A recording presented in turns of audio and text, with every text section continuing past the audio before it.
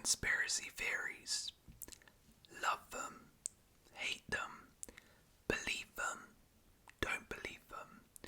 Whatever your view on them, we can all agree some dodgy stuff goes on in the world and some unexplainable mysteries occur.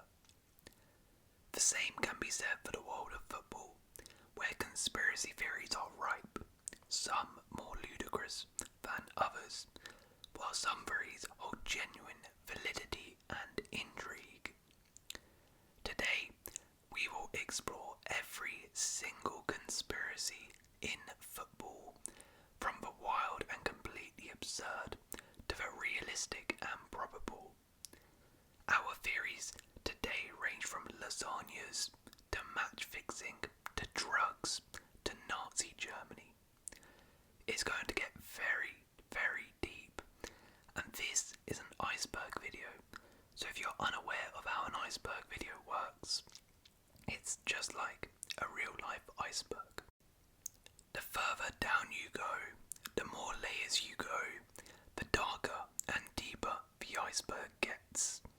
And that's what will happen in this video, as we will start at the top of the surface with layer 1, conspiracy theories, before delving deeper and deeper until we reach layer 5, the true depths and darkest conspiracy theories in football history.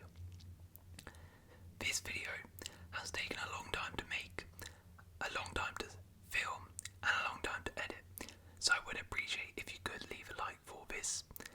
But sit back and relax as I whisper away the ultimate football conspiracy theory iceberg. Layer 1. The 2022 World Cup was rigged in favour of Argentina and Lionel Messi. The 2022 World Cup was one of the most controversial, mainly due to human rights concerns surrounding host nation Qatar, but could the tournament have been fixed? Lionel Messi's dreams came true as he guided Argentina to the World Cup trophy. However, Louis van Gaal, whose Netherlands side were beaten by Argentina in the quarterfinals, claimed that the tournament was rigged so that Messi and Argentina could win it.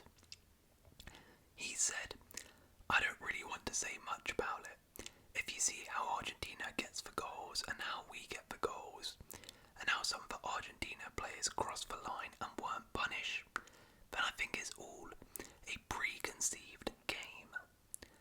Asked exactly what he meant by that, Van Gaal added, "I mean everything I say by that. That Messi had to become world champion. I think so." Messi was also given a bish after winning the World Cup, which in Middle Eastern culture is typically worn by very high-ranking people, which further adds to the conspiracy that FIFA rigged the World Cup for Messi to win, so they could have this wonderful crowning ceremony.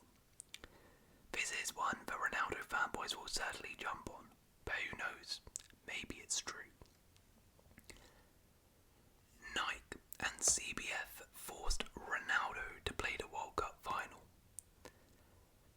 Brazil had reached the 1998 World Cup final and were considered favourites to lift the World Cup for the 5th time. The team had the likes of Cafu, Roberto Carlos, and of course the legendary Ronaldo in their ranks. The results of the final, however, were so shocking that Brazil's government opened up an official investigation. On the day of the match, suddenly, Ronaldo started to have a fit. His entire body convulsed, he frothed at the mouth and began to shake uncontrollably.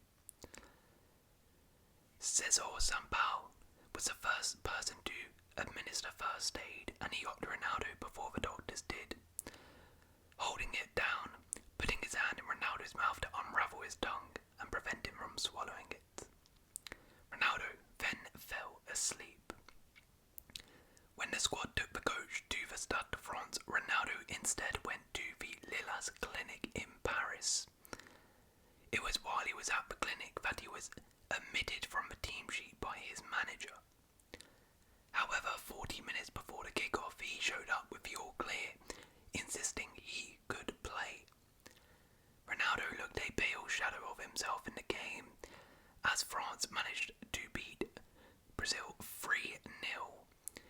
This led to many theories on what actually happened that night, and the most common theory is that Nike and the Brazil Football Federation, the CBF, forced Ronaldo to play.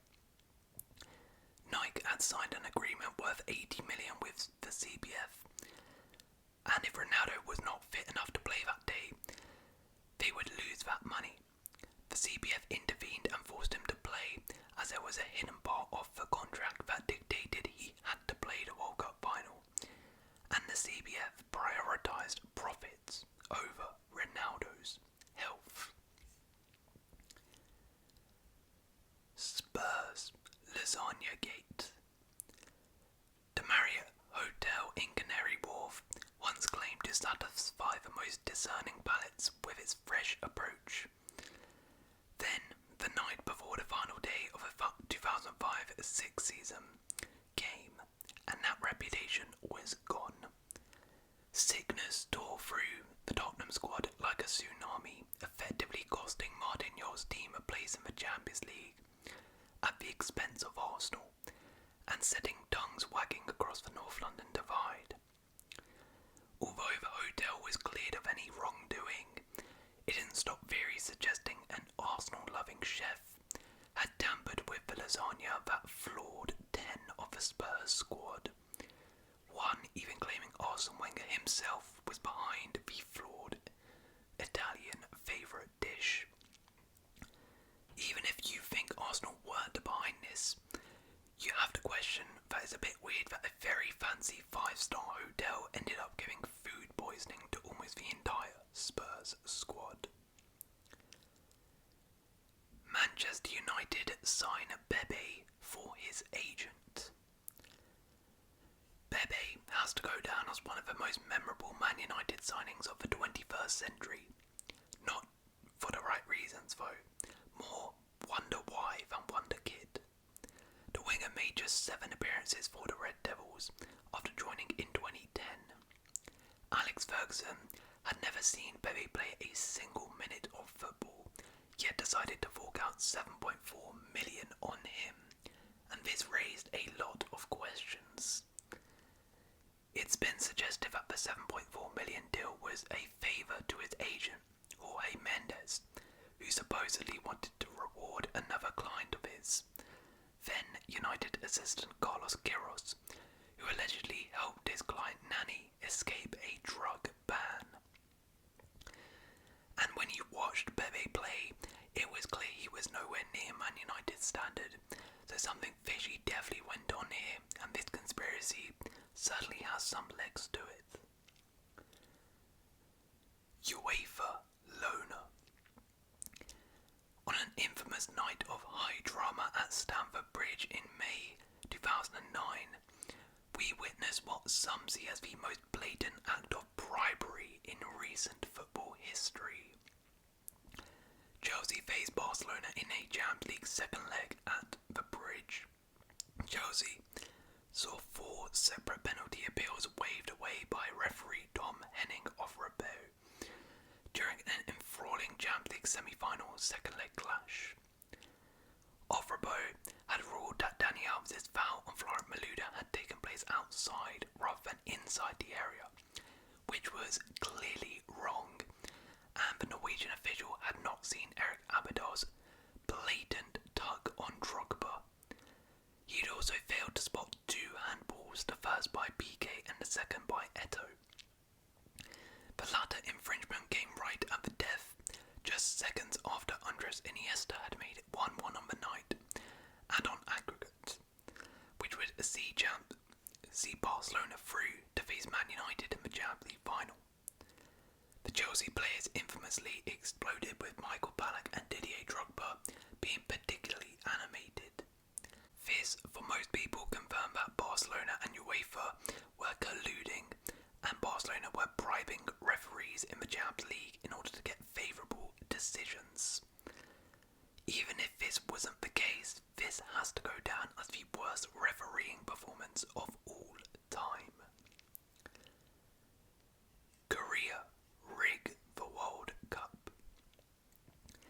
South Korea stunned the football world by making it all the way to the semi-finals of the 2002 World Cup, hosted with Japan, but was the Asian nation's fairy tale run while it seemed. During their quarter-final win over Spain, South Korea benefited from their opponents having 2 goals disallowed in highly dubious circumstances, having reached that stage with the help of some controversial refereeing decisions during their last 16 clash with Italy. The FIFA president at the time, Sepp Blatter, who loves a bit of controversy, even admitted that the officiating had been the only negative aspect of the World Cup. If anything, that should have set alarm bells ringing. It was clear that the refereeing for the quarter-final and round of 16 game was awful and clearly biased, and it should come as no coincidence that the host nation got dodgy refereeing decisions going their way. UEFA fix their own draws. In 2016, Sepp Blatter, yep, him again, gave credence to conspiracy theories who had suggested teams could be intentionally drawn together or kept apart through means such as heating or cooling balls. Of course, you can put a signal in the balls warming them or cooling them, the then ex-FIFA president said rather brazenly. Although when Bush insisted that that had never actually happened. But he could be telling the truth, as many pointed to the fact that almost every single year the major European clubs are avoiding each other, so they can go further in the Champions League, and UEFA can get the big ties in semi-finals and quarter-finals that will bring in major revenues. The 2021 Champions League draw also added to this conspiracy when Man United were drawn against Villarreal, a team they could not play since they emerged from the same group. Another team, Man City, were subsequently drawn against Villarreal instead. However, another error then occurred during the draw for the third tie concerning Atletico Madrid, with Man United's ball not included in the pots, meaning their ball could not physically be pulled out. After social media outrage, the draw was redone, and this, for some, only confirmed that UEFA fixed their draws, and maybe they were caught in the act, finally. Howard Webb helped Man United. Many football fans believed Howard Webb, a Premier League referee from 2003 to 2014, was a Man United fan, after giving the Red Devils a number of favourable decisions. Ex-Liverpool player Ryan Babel shared that opinion, and back in 2011 even posted a photoshopped image of Webb in a United shirt on his Twitter page. He was subsequently fined $10,000. Webb felt compelled to nonsense the claims in his autobiography. He wrote, "Let's get something straight once and for all. Contrary to what you might have seen on the internet, I never shared a bed with Sir Alex Ferguson. There is no statue of me outside Old Trafford. My kids are not called Rio, Wayne and Cristiano. There is no Red Devil tattoo inked on me. The only United I've ever supported is of Rotherham. And that's the whole truth and nothing but the truth." Nevertheless, Webb, throughout his career, always appeared to give favourable decisions to Man United and had a very good relationship with Alex Ferguson. What adds the cherry on top of the cake is that since Howard Webb retired from refereeing, Man United have not won the league since. Neymar's family affairs. Neymar and his sister have a much tighter bond than most ordinary siblings. The Brazilian forward is so close with his sister Rafaela that he has a permanent reminder of her on his body with a massive tattoo of her face. And Rafaela returned the favour by getting a tattoo of her superstar brother's eyes on her left arm. But one of the biggest talking points around the siblings' relationship is a conspiracy revolving around Rafaela's birthday.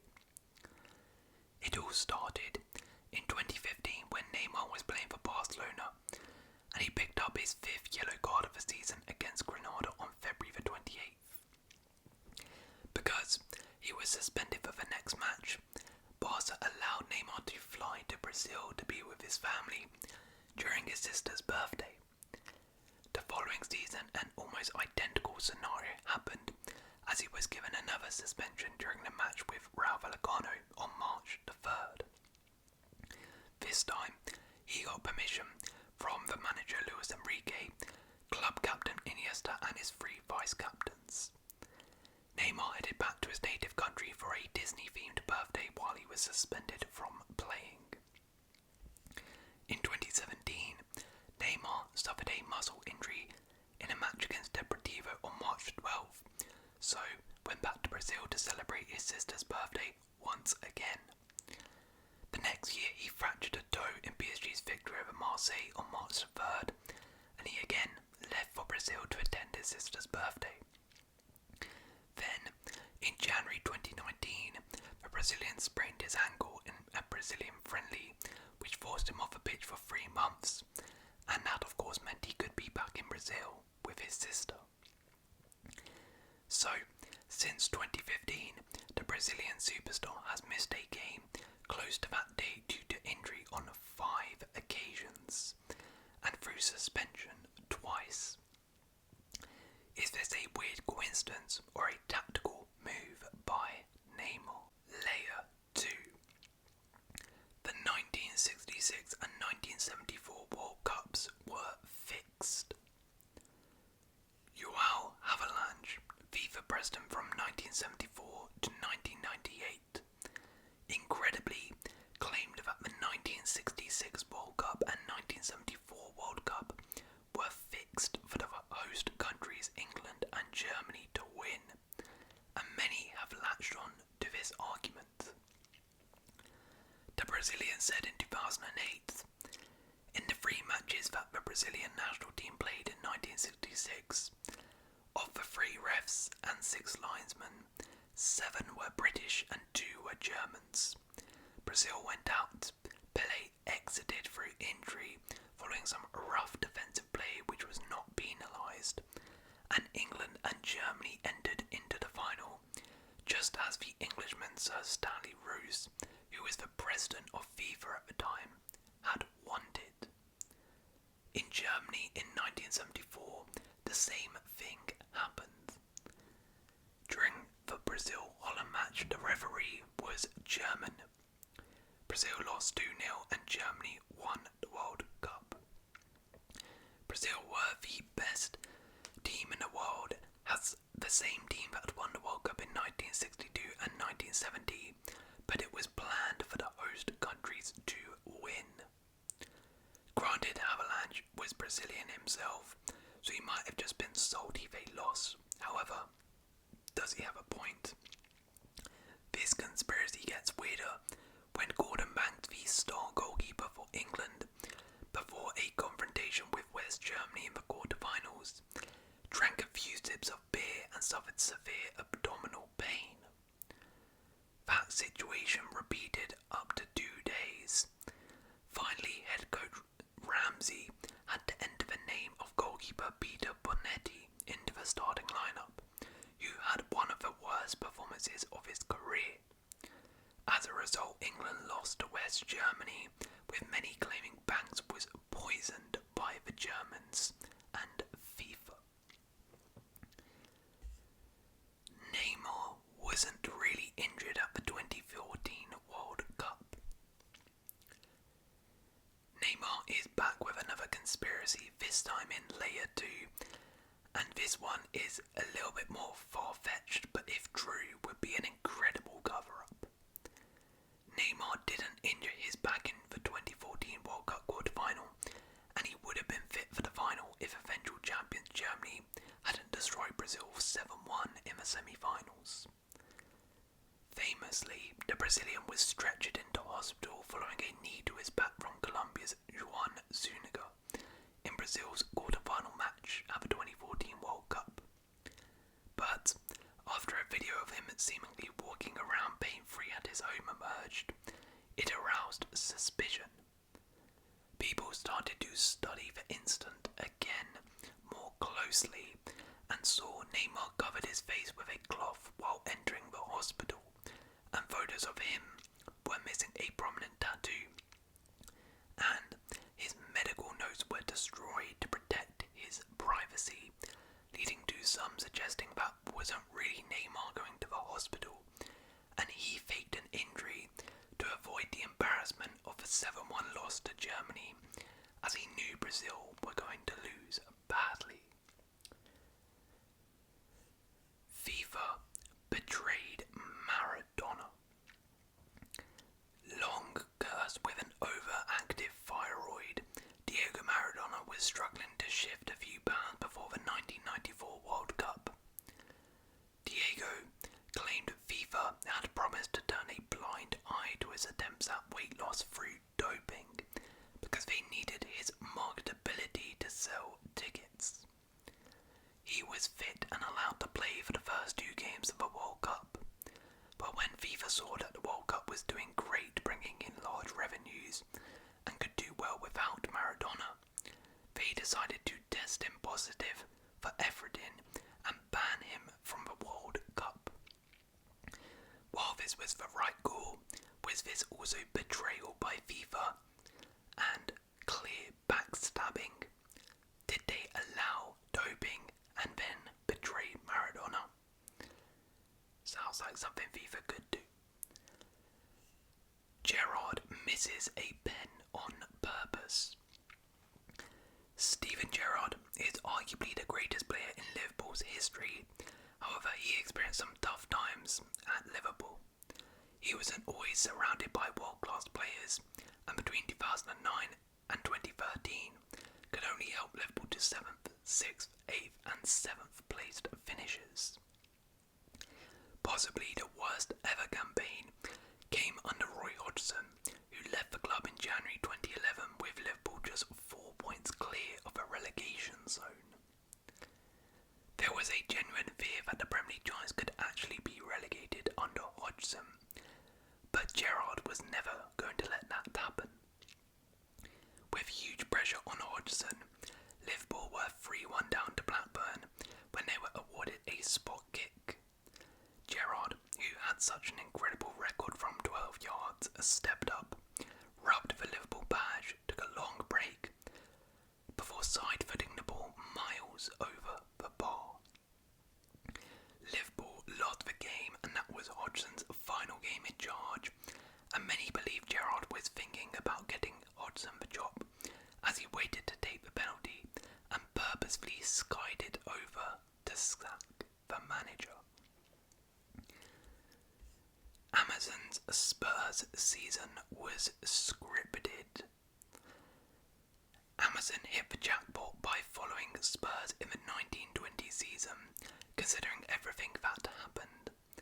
But the season started off fairly quiet.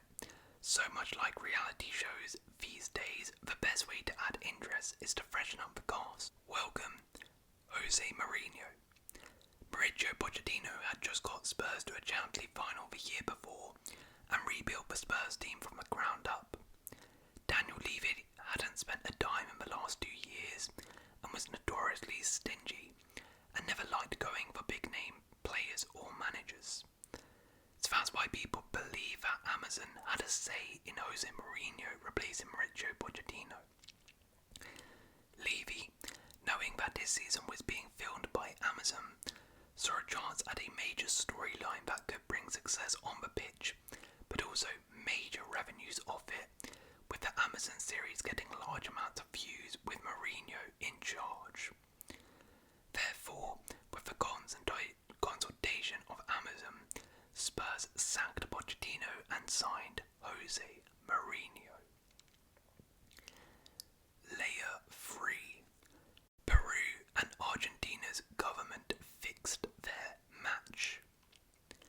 The 1978 World Cup in Argentina was a highly political affair, coming just 2 years after a coup had placed a military dictatorship in charge, and the junta was desperate to make a name for themselves on the international stage. A group stage format climaxed with the home side facing Peru and needing to beat their South American rivals by at least 4 goals to qualify for the semi-finals. And what do you know? The Mario Kempes inspired Argentinian side romped to a 6-0 win over their mooted opponents, causing the conspiracy theorists to come out. Rumours later circulated of extra Argentine grain shipments heading to Peru, the unfreezing of accounts by the Argentine Central Bank, and exiled prisoners being returned to Peru. And when everyone found out that the Peru keeper Ramon Quirigor was born in Argentina, that hardly failed to stop the rumours that something was odd about this result. Was this blatant match fixing?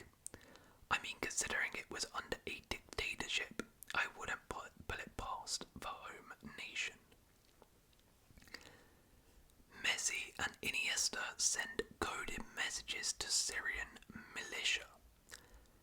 Now this is dark, but so ridiculous I couldn't warrant it going in layer 4 or 5, but here it is anyway. You might imagine Lionel Messi becoming Barca's all-time record goal scorer was the most astonishing thing to come out of the 2012 El Clasico.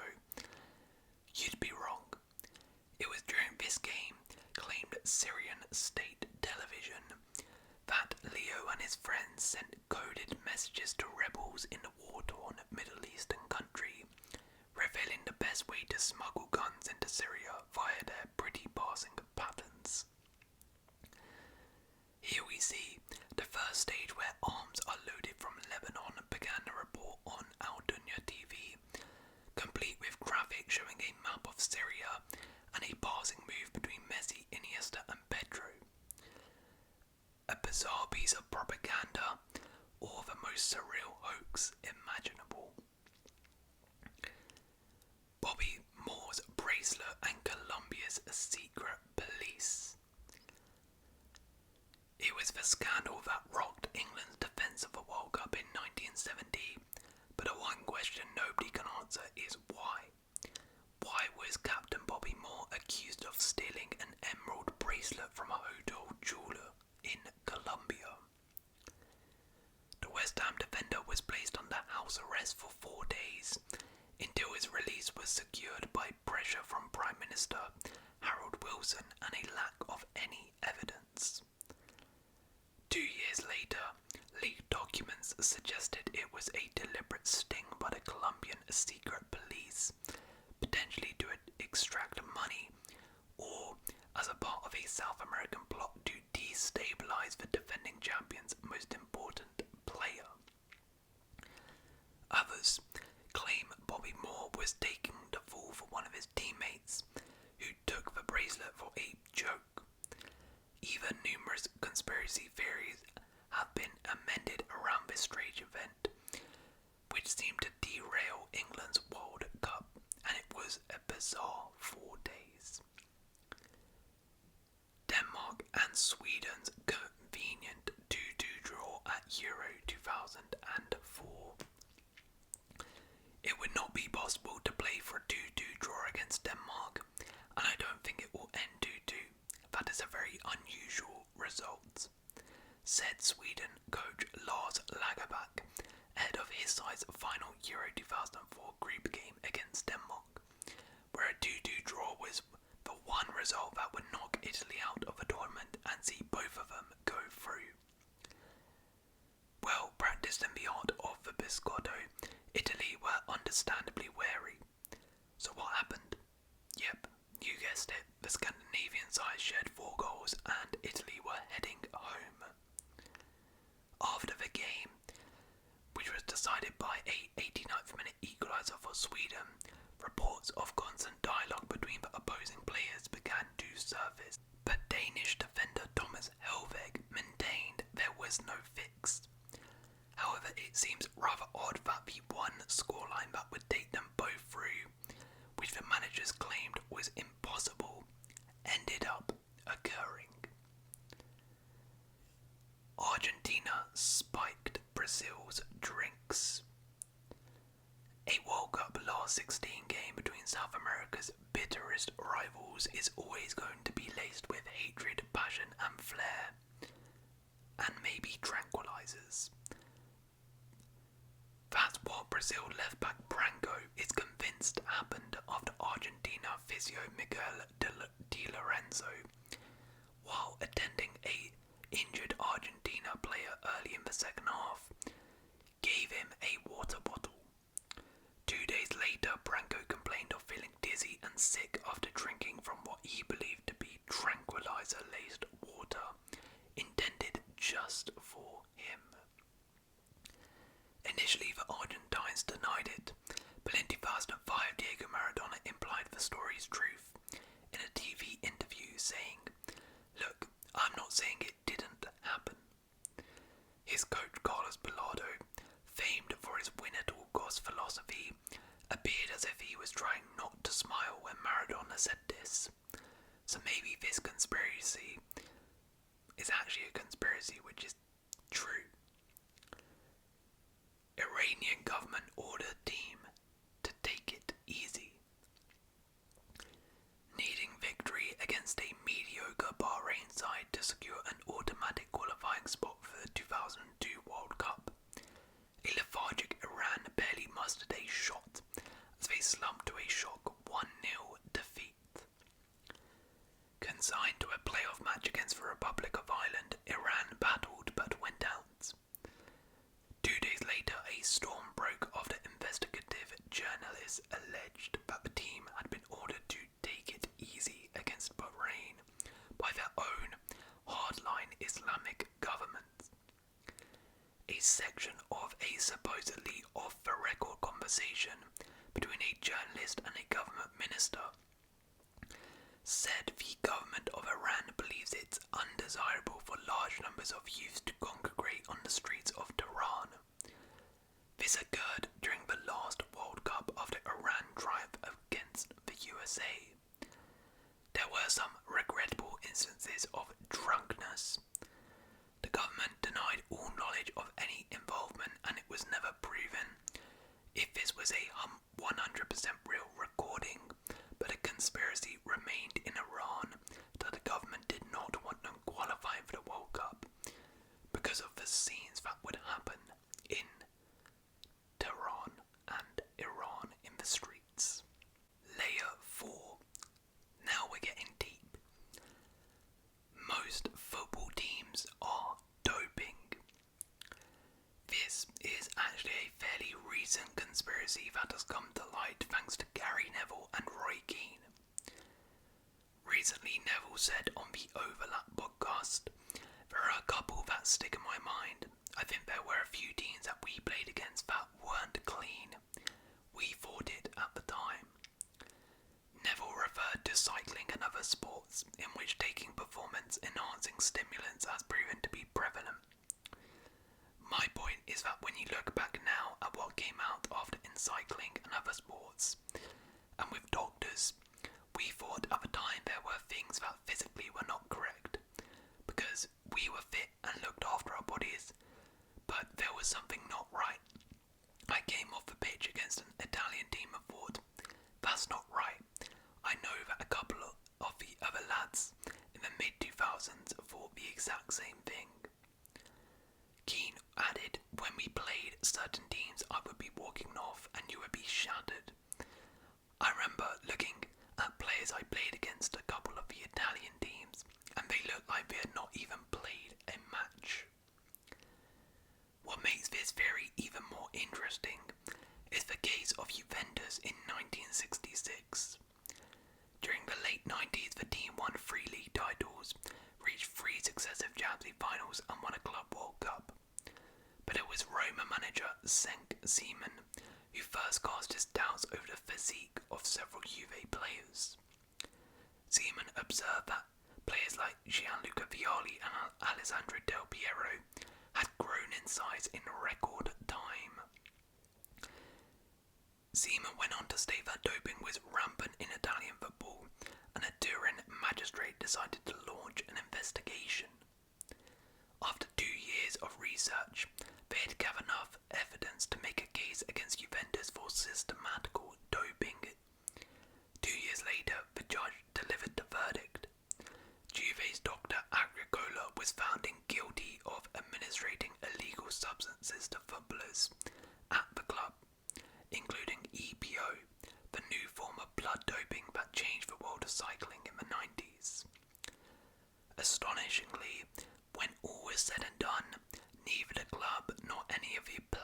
received any type of punishment. What's worse is Agricola was allowed to stay on as Juve's club doctor.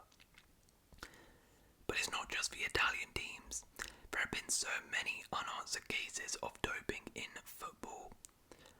Arsene Wenger made an interesting statement in 2004, revealing that several players he signed from other European clubs had abnormally high amounts of red blood cells, a symptom consistent with EPO use.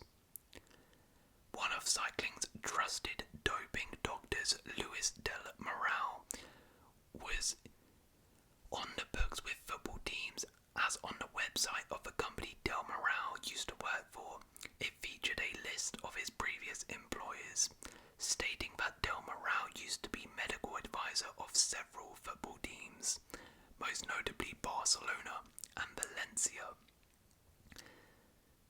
Also in Spain in 2006, Spanish investigators uncovered a wide doping network around Dr. Fuentes.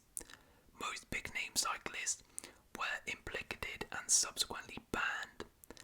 Then reports surfaced that footballers too were on Fuentes' client list, and in a 2006 interview, Fuentes himself stated the following: "I worked with Spanish first and second division clubs, sometimes directly with the footballers themselves, sometimes by sharing my knowledge with the team's doctors. I had an offer from an Italian club, but I turned it down." Neville even admitted in his biography of some sort of doping at England. He said, when the 1998 World Cup started, some of the players started taking injections from Glenn Hoddle's favourite medic, a Frenchman called Dr. Rouget. After some of the lads said they felt a real burst of energy, I decided to seize any help on offer. So many of the players decided to go for it before that Argentina match that there was a queue to see the doctor. Former Marseille stars Tony Cascarano and Chris Waddle spoke in their biographies about the suspicious injections they received at the French Giants at the start of the 90s. Cascarano said after these injections, he felt sharper, more energetic, as if they discovered an illegal product. He said it was a risk he was prepared to take. So clearly, there is doping going on in football. But the question is though, how many clubs and players were doping that got away with it? And is it still going on? The German government sabotaged the Netherlands. Few deny there was a naked pool party compromising the majority of the Dutch squad that had just reached the 1974 World Cup final, and a shot of German girls. Speak to the wife of any player and they'll say it happened. That part is pretty much confirmed. The conspiracy lies in the timing. A good 4 days passed between the party and the German tabloid Bild, gunning the front page story the day before the World Cup final against the host Germany, under the sensational headline Cruyff Champagne and Naked Girls. Most accept that Captain Johan Cruyff wasn't there, but the day after the story was printed, he played like a dish rag, according to his brother. The Netherlands lost the final 2-1 to Germany. We changed a bit that night, midfielder Ari Hahn later admitted. Everybody was looking at you. Then came the pressure and the stress with our wives on the phone. Many believe this was a play from the German government to help the team win the tournament. They believe the girls in attendance that night at the pool party were escorts hired by the government, and then the media were purposefully told to release the stories just a day before the final. Whether that is true or not, what is certain is it absolutely derailed the Netherlands in that 1974 World Cup final. The Franco regime threatened Barcelona and favoured Real Madrid. In a strolling 3-0 semi-final first leg. Barcelona were odds on to meet Atletico Bilbao in the final at their fierce rivals' expense. But trouble was brewing. Keen to stamp his authority on the domestic cup that bore his name, Dictator General Franco fined the Catalans for whistling of Real Madrid and over-exuberant celebrations. The story goes that just before the return leg in Madrid, Jose Finat, Franco's General of National Security, dropped by Barcelona's dressing room for a quick chat. Sporting a pair of revolvers on his belt, Finat is said to have reminded the team, "You're only playing thanks to the generosity of the regime, who have pardoned your lack of patriotism in the first leg." Real Madrid won 11-1, which is still a El Clasico record and probably always will be. The conspiracy goes further, however, with Barcelona current president Juan Laporta claiming recently that Madrid is a club considered the team of a regime. The Real Madrid Twitter later clapped back at these comments with evidence of Barcelona also being very close to the dictator. However, what isn't in dispute too much is that instant in the Copa del Generalismo semi-final, which is fairly unexplainable, that result from a Real Madrid perspective. Portsmouth Football Club was part of a arms dealer set up to wash money through the club. This is not so much of a conspiracy because elements of it was true, but no legal action or investigation ever took place, so I guess it counts. We go back to 2007 when Sasha Giadmak became owner of Portsmouth. You might be asking, who is this guy? Well, the important detail is he was the son of Arkady Giadmak. Arkady Giadmak is a Russian-Israeli tycoon whose empire was shady arms deals with African nations, using both his Russian and Israeli nationality to keep the law off his back. From diamond trading to selling arms to corrupt African leaders, this was how Arkady made his money. Of course, having millions in dirty money, you need a way to wash that cash and turn it into clean money. Enter Portsmouth Football Club, looking for a buyer and a shady son, Sasha Giadmak. So, for the first couple of years, everything was okay. Sasha Giadmak, with no income himself, spent millions on the club and nobody asked any questions. That was until Arkady Giadmak felt finally foul of the law as his arms dealing business caught up with him.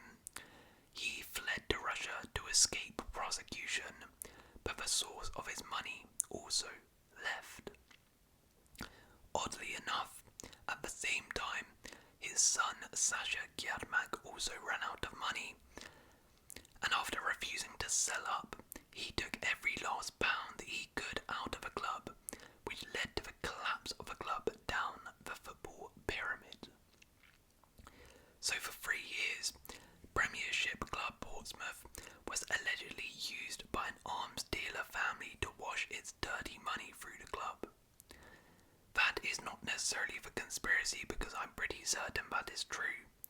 The real conspiracy is while these details were known, nobody from the club, the FA or FIFA ever questioned or investigated Portsmouth's source of income. They all contently turned a blind eye. Did the FA and FIFA know this was happening? Were they in cahoots with this armed dealer? And were they aware he had a lot of power and did not want to stop him? Potentially.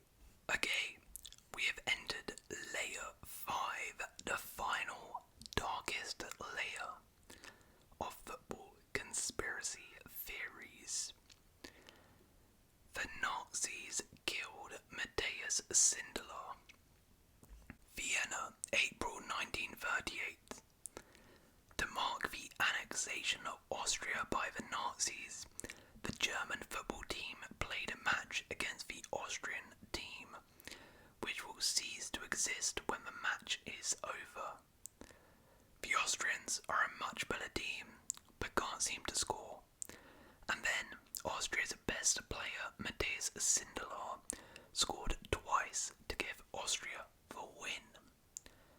At the end of the match, to underline his feelings, he performs a victory dance in front of the Nazi officials. This might sound like fiction, but it really happened. However, this story took a dark turn when 9 months later, Sindelar and his girlfriend were found dead in his Vienna apartment. The official verdict was accidental death caused by carbon monoxide poisoning. However, the breakup of the country he loved had gradually forced Sindelar into depression, and many felt he took his own life in a suicidal pact with his girlfriend. There is a third theory though, which is much worse and darker. The police investigation was forcibly cancelled by the Nazis after a few months, and the files pertaining to the case disappeared soon afterwards. Lifelong friend Ergen Olbrich revealed a local official had been bribed to record Sindelar's death as an accident so he could receive a state funeral, illegal in Nazism for murders or suicides. Many believe they killed Sindelar for his pro-Jewish beliefs and for the embarrassment he caused to the Nazis in that Austria match.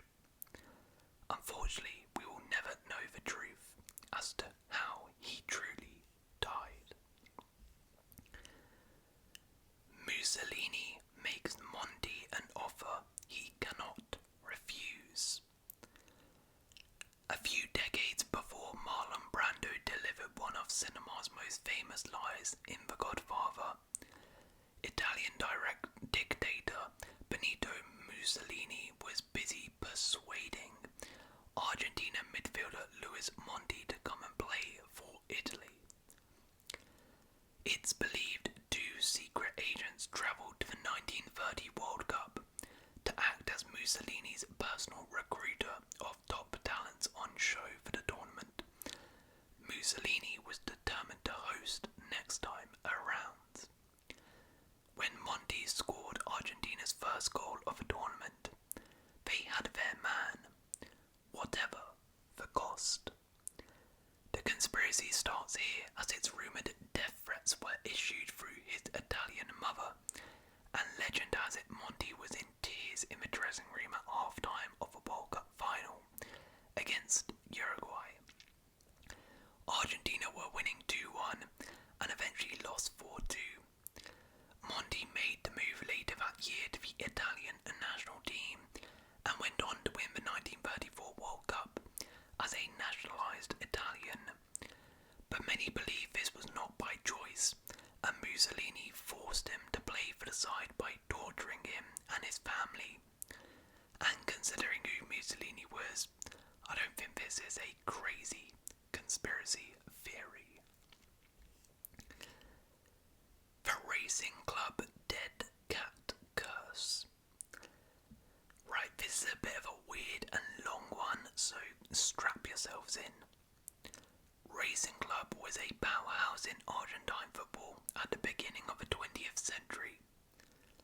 Racing had won the First Division title a record 7 consecutive times between 1913 and 1919, 5 of which were undefeated. Racing achieved another iconic success in 1967 when it became the first Argentine team to lift on Intercontinental Cup. Not all Argentines celebrated a local side becoming world champions though.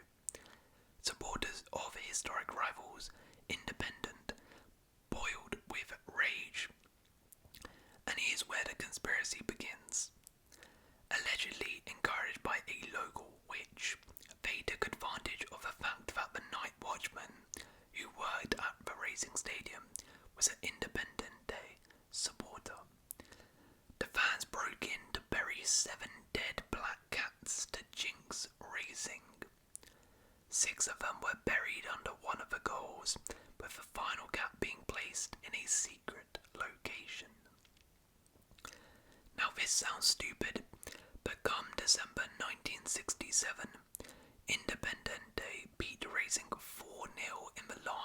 the season and won the title.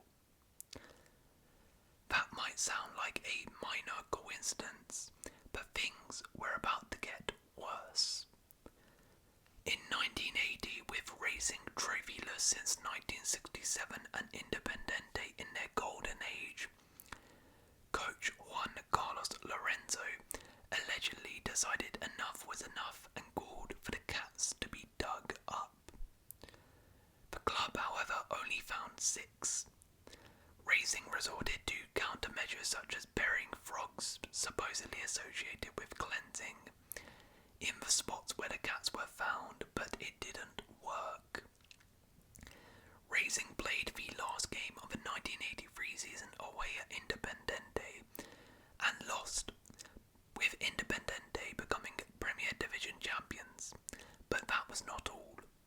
By beating Racing, they got their historic rivals relegated for the first time in the club's history. In 1998, the club settled for a different course of action. A procession was called with 15,000 fans led to the stadium, where Father Jorge Barker threw holy water onto the pitch. But just a year later, the club filed for bankruptcy. However, it was from these ashes that the alleged curse was finally broken. In 2000, Racing hired Mustazo Merlo as coach, who was a deep believer in superstitious rituals. Merlo insisted the 7th cat be found, and the club finally had success once a section behind the goal, converted in concrete, was torn down and dug up. And just 1 year after this, Racing were crowned champions of Argentine football after 35 years of a drought. Now you might wonder, how is this a conspiracy? Well, it is, because the question is, did they actually dig up the cats? Racing have denied ever burying up the ground to find the cats, and there is no evidence to suggest they did. But is their trophy drought enough evidence? I'll let you be the judge of that. Okay, and finally, the last conspiracy. In layer 5, rape allegations stopped the Soviets winning the World Cup. Soviet football fans still believe that if Streltsov appeared at the 1958 World Cup, Pelé would not win the World Cup with Brazil, and football history would change. On the threshold of the World Cup in Sweden, Streltsov was a big star in the Soviet attack when he won the men's football gold medal at the 1956 Olympics, and he was seen as one of the best players in the world. However, during the eve of the World Cup, Streltsov was accused of raping a woman named Mariana Lebedev at a party. Streltsov was sentenced to 7 years in prison, despite Lebedev's subsequent withdrawal of the accusation. No one knew for sure what really happened that day except Streltsov and Lebedev. Streltsov always asserted that he was innocent, but he spent 7 years in prison for this charge, and Lebedev had been silent ever since.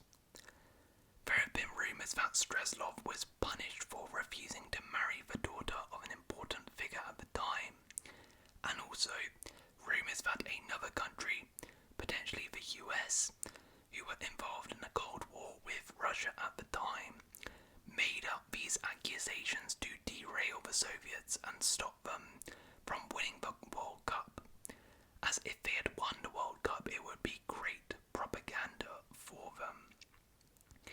To add to this, Streltsov died in 1990, but on the day after Streltsov's funeral, witnesses confirmed Lebedev visited his grave in Moscow, which is awfully weird for a rape victim to mourn the death of their attacker. So, what actually happened with Streltsov and Lebedev, no one knows,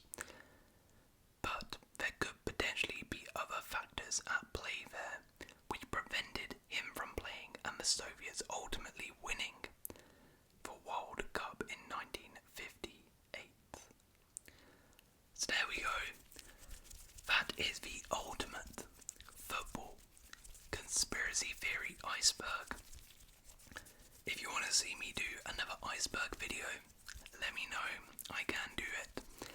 So I would really appreciate if you leave